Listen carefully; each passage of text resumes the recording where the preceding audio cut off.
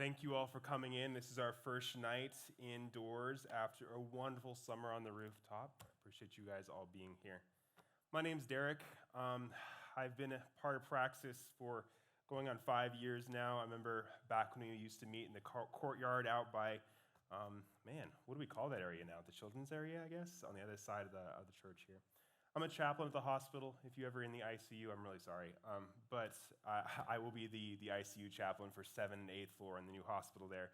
Feel free to stop by anytime if you have any life-threatening conditions and are in need of spiritual support. It's good to see you all tonight. We're speaking on Revelation tonight. It's a heavy topic. It's a heavy passage, but I appreciate you all being here and being willing to dive into this with me.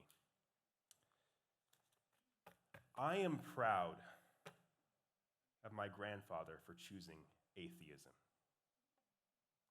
I am proud of my grandfather for choosing atheism. You see, my grandfather was a chemical engineer, a rocket scientist.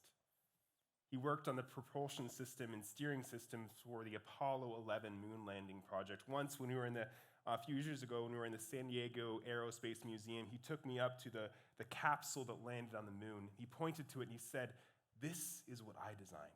This little part right here that helps steer this module through space, I designed that." He was incredibly intelligent, but he was also scrupulous in his morals. Once, when he was working for a well-known jet engine company as a quality control manager, he was asked to falsify a report by his supervisors and claimed that an anti-icing system they were testing was, in fact, effective. He declined because he had, in his testing, found ice forming on that jet engine. He said, "No, this is going to risk the lives of millions. I will not falsify this report." Instead, he decided to redesign the system himself. And today, every anti-icing system used on a jet engine was designed by my grandfather. In retaliation for his nonconformity, though, they did not include his name on the patent. He was not bothered by this. He knew that he had done the right thing. That was all that was what mattered to him. However, when he took a look at American Christianity, when he took a look at Christianity throughout the centuries, he looked closely at its claims. He saw a wrathful God, a God who tortured souls in hell for eternity. He saw a church that had for 2,000 years used violence and power and the threat of hell to manipulate the poor, the oppressed, the marginalized. He saw all that, and he rejected Christianity as a scam, a grift, a shameless grab at power and relevancy in an increasingly scientific world. I am proud of my grandfather for choosing atheism rather than accepting the brutal and violent image of God that he was presented with. I am proud of my grandfather for choosing atheism, but I am also proud of my father for choosing Adventism. If you look at the statistics in American Christianity, it appears that many people in America are making the same decision that my grandfather made almost a century ago.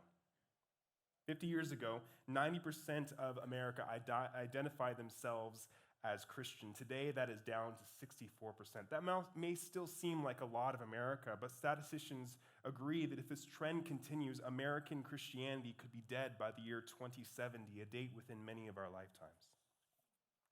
Respect for clergy is also radically down. A 2022 Gallup study published during the pandemic found that only 39% of the U.S. population could agree with the statement, "Clergy have high integrity."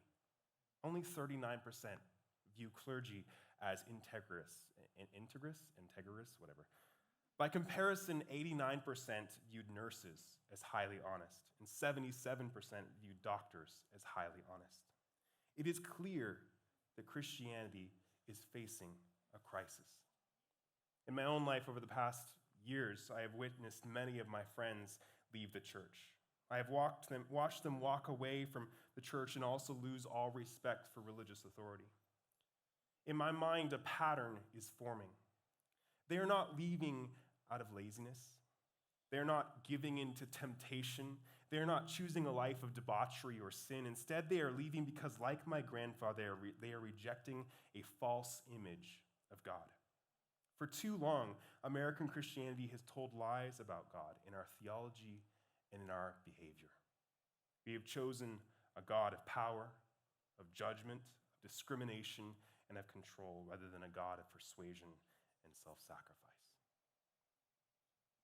To any student of Revelation, this decline and gradual fall of Christianity is no surprise. With your permission, let's dive in, okay? To see where Christianity went wrong, let's begin in Revelation chapter 12. Revelation chapter 12. And a great sign appeared in heaven, a woman clothed with the sun and the moon under her feet, and on her head a crown of 12 stars. She was pregnant and crying out in birth pains and agony of giving birth. And another sign appeared in heaven. Behold, a great red dragon with 7 heads and 10 horns, and on his heads 7 diadems. His tail swept down a third of the stars of the heaven and cast them into the earth. And the dragon stood before the woman who was about to give birth, so that when she bore her child, he might devour it. She gave birth to a male child, one who is to rule all the nations with a rod of iron. But her child was caught up to God and to his throne.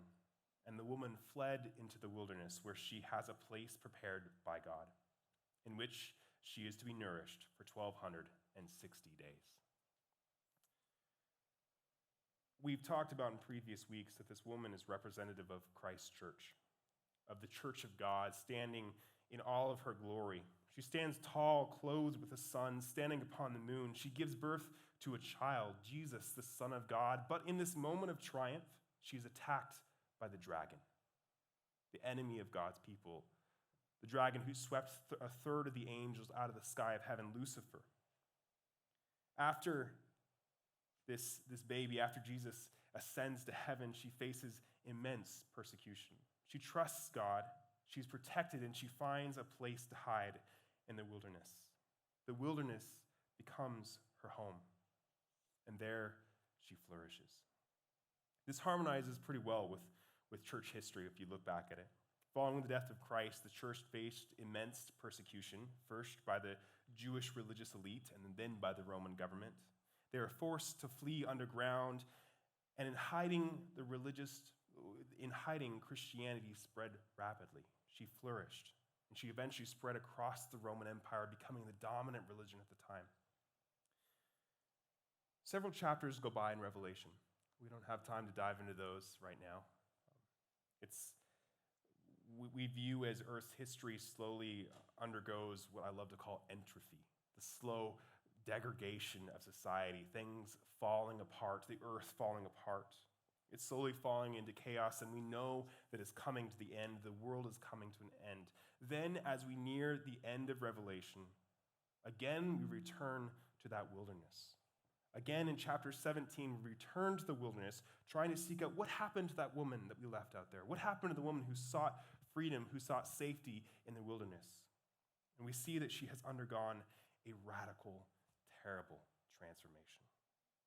Revelation 17, verse 3, and he carried me away in the spirit into the wilderness. And I saw a woman sitting on a scarlet beast that was full of blasphemous names.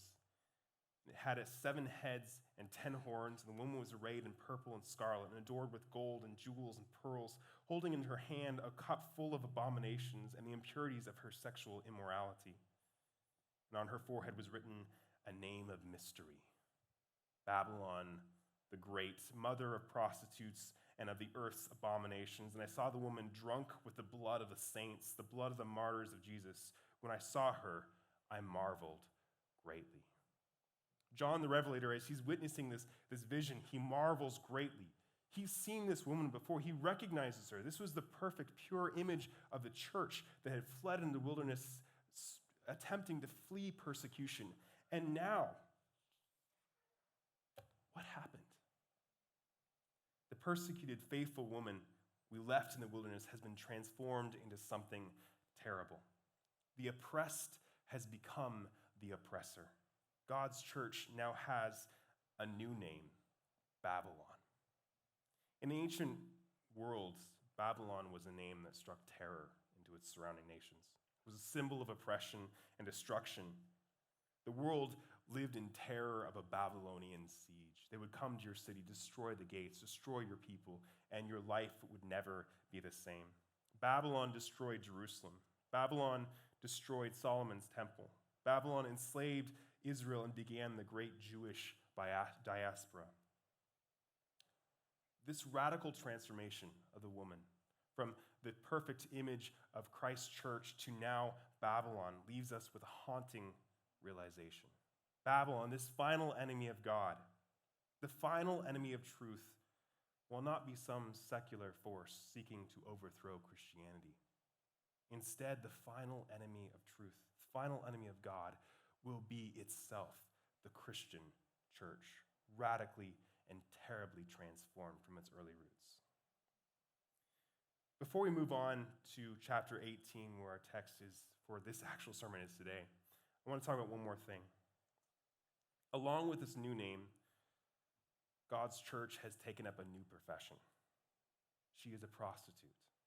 Now, I think many of us would recognize that sex work is a very complicated and difficult subject to talk about. In our modern society, most of us would look at those who have taken upon prostitution as not a position of power, not a position of oppression, but instead often the opposite. People do it often through weakness, through great need, through desperation. But throughout the Bible, the image of prostitution has sort of an opposite view. It is seen as someone who is using their power, who is using their authority, perhaps using their beauty as a means of preying upon those who are weak and encouraging them to do things that are certainly not in their best interest. Also, in Revelation, we need to recognize that things are symbolic. In Revelation 12, verse 2, one verse before the one we just read, we see that this woman has had sexual relations with the surrounding kings of the earth. The symbolism is really important. This is not talking about sexual immorality in our modern understanding of what is good sex, what is bad sex, what is appropriate, what is not appropriate. Instead, this is a symbolism of an unholy connection with the kings of the earth. This church, this God's pure church, has chosen that she wants power, she wants control, she wants connection with the kings of the earth, she wants the power of the world. And so when Revelation talks about sexual immorality, that is what it's talking with. It is talking about how the church has given up its connection with God, its true source of authority, and instead of turning to this broken, imperfect source of power and control and abuse.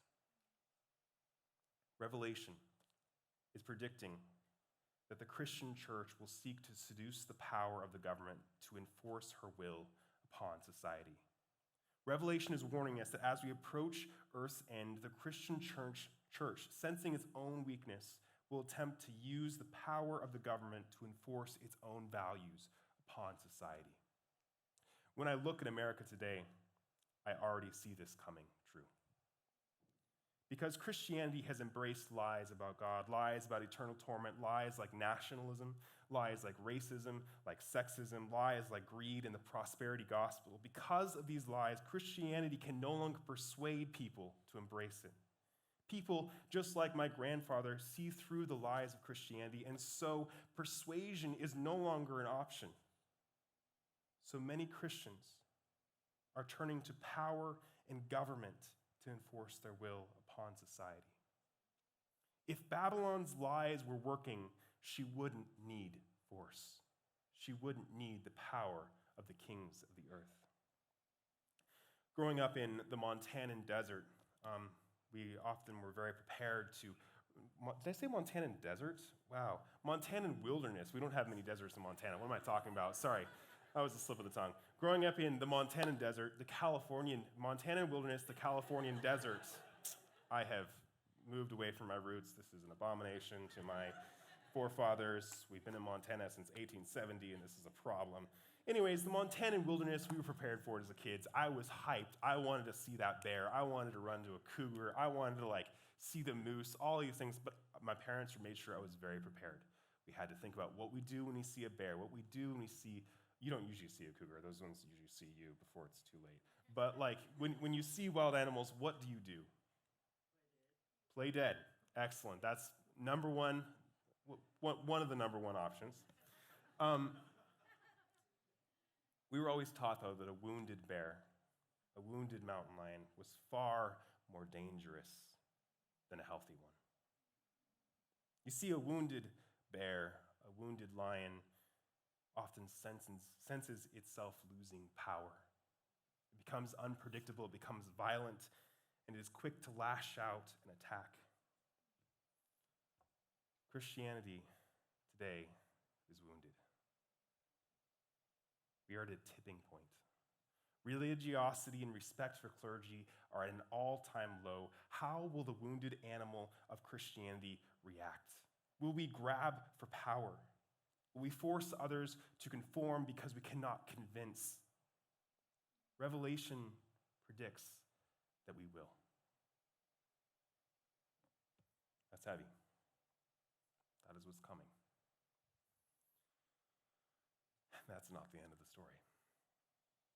What is God's response to religious oppression? In Revelation, the answer is simple: Babylon will fall. Throughout history, people have used religion to abuse and control, to oppress those beneath them. But God promises that Babylon, this unholy coalition between religion and political power, will fall. God cannot abide oppression, especially the abuse of religious power. Throughout the Bible, we see countless condemnations of oppression. We read time and time again about God striking out in violent anger against those who use power to oppress others. We read in Exodus 22, verse 21, "You shall not wrong the sojourner, the immigrant. You shall not wrong an immigrant or oppress him, for you also were immigrants in the land of Egypt.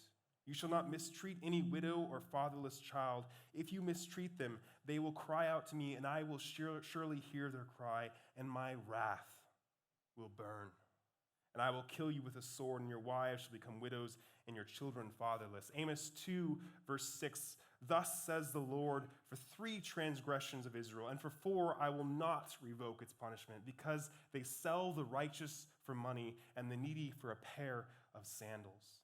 Amos 5:11, "Therefore, because you impose heavy rent upon the poor and exact a tribute of grain from them, though you have built houses of well-hewn stone, you will not live in them.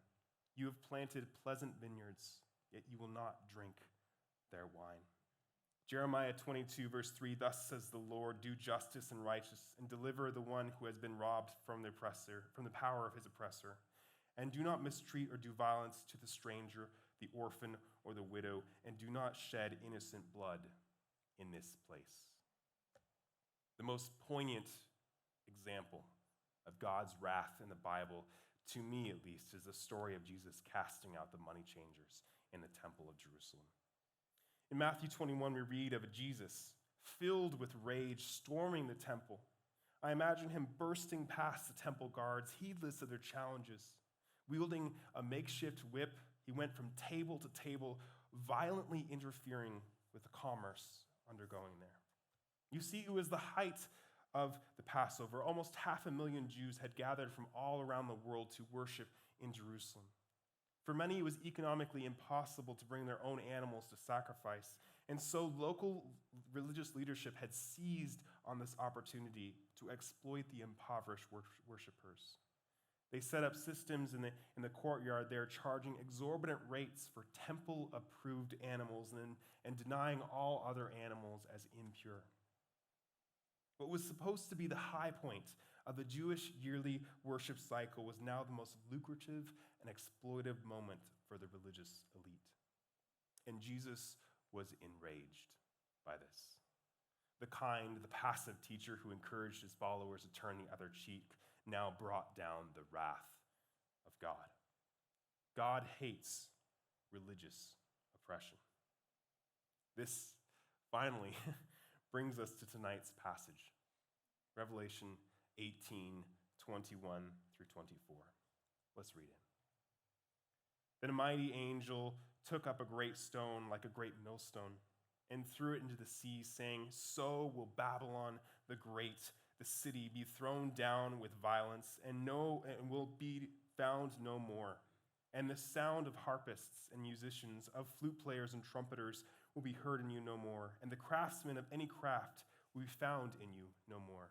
And the sound of the mill will be heard in you no more, and the light of the lamp will shine in you no more, and the voice of the bridegroom and the bride will be heard in you no more. For your merchants were the greatest of the earth, and all nations were deceived by your sorcery. And in her was found the blood of the prophets and of the saints, and of all who have been slain on earth." This passage is a celebration. It is a celebration of the fall of Babylon, a promise, a guarantee that those who intend to use religion and force to oppress will be utterly and completely destroyed. The wrath of God is coming, not for the weak and the oppressed, not for the repentant sinner longing for a better life, but for those who have used the power of the church and the threat of divine judgment to push their own lies about God. Throughout history, the wrath of God, or at least the idea of the wrath of God, has been used by the church as a tool of coercion. For centuries, threats of God's wrath were a cudgel used by the church to enforce good behavior and conformance to religious authority. Sickness, misfortune, and even death were used as examples of what happens when people displease a wrathful God through sin and by upsetting the natural order of society. The fires of hell were the ultimate threat by authority to frighten the weak and oppressed into further submission. But here at the end of the Bible, we have a very different image of God's wrath. Not the wrath to force people to follow him, but instead the wrath that comes for those who have oppressed. God's wrath is not directed at the lowly sinner, struggling to do better but bending beneath addiction. God's response is exemplified in Jesus' response to the woman caught in adultery. To those who are struggling with sin, wanting to do better, he simply says, "Neither do I condemn you. Go and sin no more." His response to them is gentle and loving. That contrasts dramatically with his approach in the temple. It is ironic to me that so often the church has used the threat of divine wrath as a tool of oppression, yet God's wrath is directed towards that very type of oppression. So how do we live our lives in the knowledge of the coming wrath of God? How do we live our lives? How do we apply this to our lives? First, we must ask ourselves some very difficult questions. Do I use my power to oppress? Do I use my wealth, my social status, my racial privilege, my religious authority to force my will upon those around me? Do I seek to profit off religion? Do I, through word or deed, paint a picture of God that is oppressive, divisive, discriminatory? If yes, if you or I answer yes to any of those questions, we must be afraid. We must tremble. We must repent and turn from our ways, for the wrath of God is coming for us.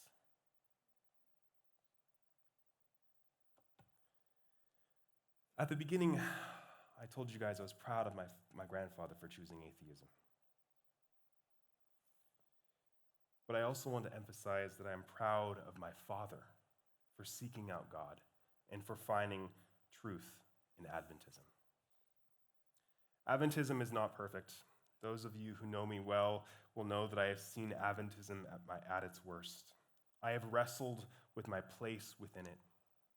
As a clergy myself, as someone seeking to worship God in a role as a pastor and then as a chaplain, I have wrestled.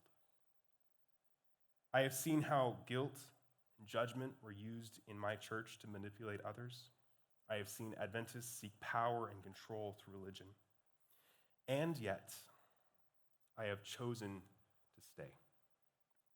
Despite the abuse, despite the judgment, despite the corruption, I believe that at the core of our church is a truth that stands in opposition to Babylon.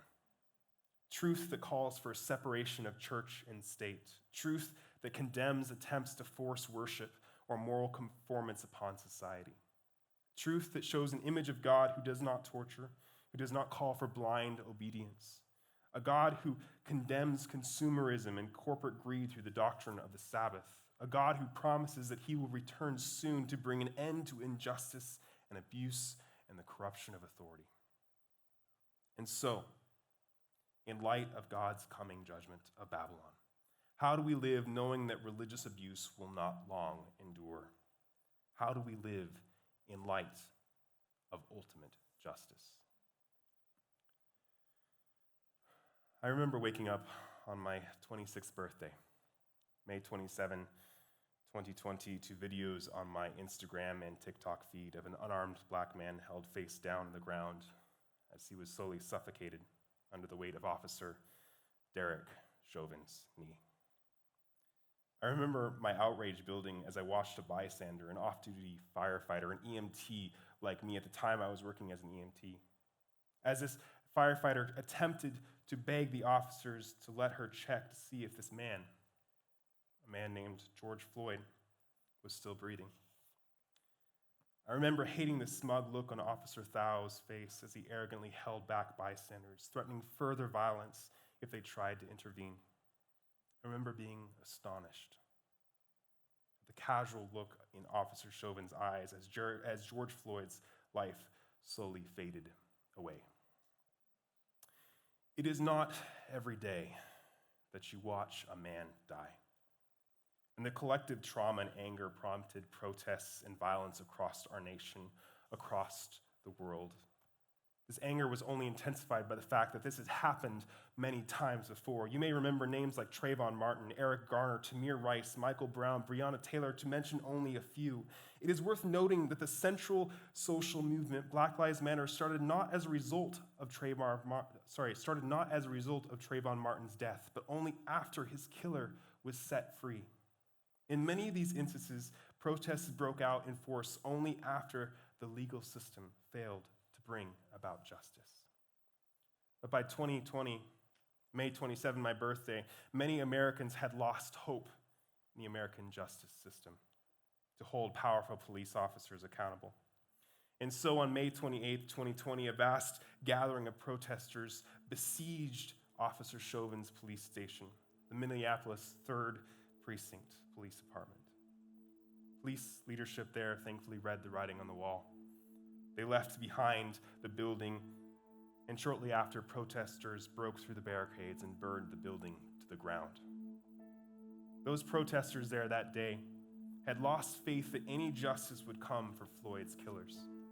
And so they took justice into their own hands. To this day, the Minneapolis 3rd Precinct sits in ruins, a burned-out husk that stands as a reminder of what happens when people lose faith in ultimate justice. I am not standing here today to condone or to condemn the burning of a police station.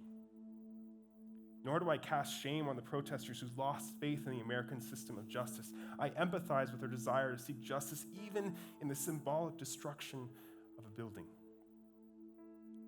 Instead, I simply use the story as an example of what happens when people no longer trust that justice will be served. When people lose faith in justice, they take matters into their own hands. They lash out in personal violence. They spend their lives pursuing personal vendettas, seeking to right a wrong, knowing that on this earth, justice will never truly, fully be served. But as Christians, Revelation 18 promises good news. Ultimately, justice will be served. When someone slights me, slanders me, scams me, scorns me, spites me, swindles me, scars me, I trust that their evil deeds will ultimately be put on full display. The fall of Babylon is a promise to all who have been oppressed, all who have endured religious abuse, all who have not received justice, that God has not forgotten. Justice will come. The blood of the martyrs will not be forgotten. The abuse of religious power will come to an end. Thus, in light of ultimate justice, I do not need to carry the burden of a personal vendetta.